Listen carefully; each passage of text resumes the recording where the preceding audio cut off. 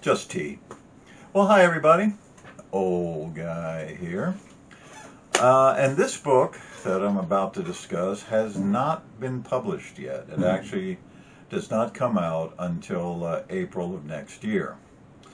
I got to read it because I have an account on NetGalley. And for those of you who don't know what that is, it's a website in which lots of publishers will put up the ARCs, shall we say, the advanced reader copies of various novels that they think are going to be hits, and they want honest reviews on them. So you get to download a book that's not published yet and read it in exchange for providing a decent review. If you don't provide a review, then I think people come to your house. But, you know, that's the purpose of the site. So if you want to, go to it. And I thought this was a very good, well-written autobiographical account of Simone Garindo's first few years as that disposable commodity, an army wife. Yes, disposable, because if the Army wanted you to have a family, well, most of you know how the rest of that goes. If you don't, Garindo explains it at some halfway point or another. And if you still don't, then you are an example of something that Garindo didn't really intend to expose, probably doesn't know that she did, and that is the loss of the country's military tradition. What? You say. What loss? You know, we're still fighting wars and throwing troops willy and nilly about the world. And yes, we certainly are. But not in the same manner we did for hundreds of years, and not for the same reasons. We don't send our army anymore. We deploy specialized units. We do not defeat an enemy, we contain a situation. These are the kinds of wars that Eisenhower warned about in his military-industrial complex speech.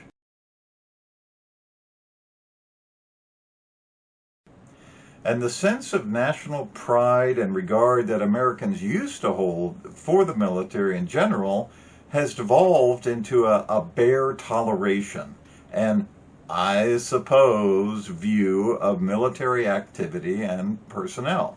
This comes out rather clearly in Garindo's book, especially for us boomers of the 50s and 60s who still hold that traditional respect.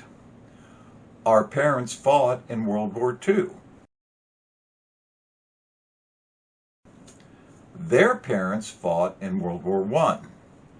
We heard all the stories, saw the old medals and uniforms put away, and sensed that shared but silent camaraderie whenever the old folks got together. We kept that respect in the face of Vietnam and other missteps because we knew it wasn't the Army's fault. It was feckless politicians and them damned hippies.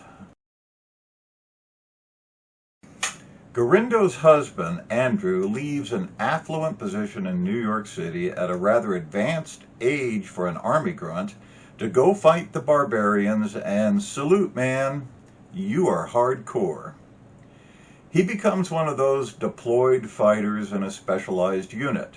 A squared-away, righteous man with the righteous attitude, except maybe he cries a little too much.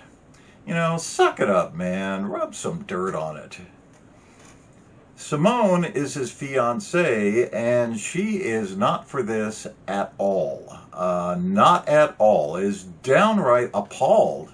I mean, why would you leave the cushiness of some comfortable job with guaranteed promotions in an affluent location, surrounded by friends with the politically correct, sophisticated views of culture, to risk life and limb?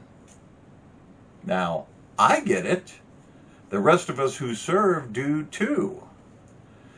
But we are a fast shrinking fraction of the population.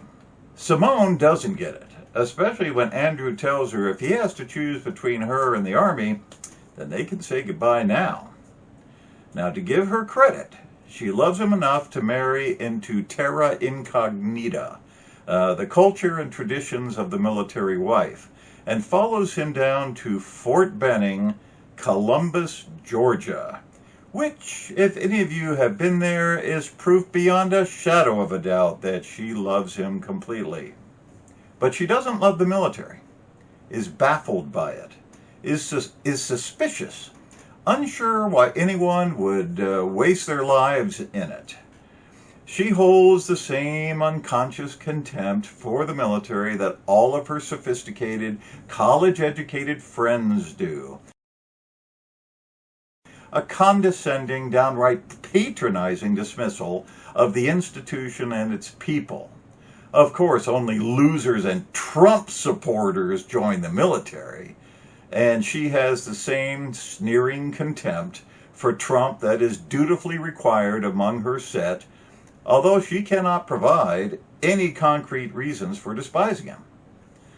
All that patriotism and individual rights and letting people make their own decisions instead of a paternal, well-knowing government of similarly educated persons as herself making the right decisions for the peasant. Well, I guess that's the problem with them conservatives. She does love the wives, though, her fellow dependents, sharing the misery of constant deployment, macho culture, the standard idiocies of military life, which if you've ever been in, you know what I'm talking about, and the overall annoyance the military brass feels for the families. Her friends and not-so-friends are an excellent cross-section of the various socio-economic and cultural levels that end up as wives and dependents of soldiers. Gorindo does an excellent job presenting their various stories and heartbreaks and triumphs and all the good and bad things as they deal with a murderous deployment schedule that leaves them more times alone in their substandard houses than times with their husbands, which is the way of the warrior. But there is a bit too much "what about me?" drifting around Gorindo, which is the death knell of many a military marriage. I won't say what happens. You have to read this because Gorindo will surprise you. She is like an anthropologist reporting back to her fellow Science Society members on a primitive tribe she has encountered in the jungle. You can almost see her and her friends exchanging jaw-dropped expressions as she relates various aspects of the wives' lives, from childbirth to book club readings. But, in her defense, Gorindo questions many of her own assumptions, tries to see it from both sides, even quotes that rough men trope from Kipling. But she displays a bit of contempt for the rough men and the need for them, seeming to hold that tired adolescent view that rough men should just stop being rough men. Then we could all go back to unicorns and merry-go-rounds. It's the same attitude that the later ruling classes of Rome held towards their military, until the Visigoths showed up. Old guy here. See you later.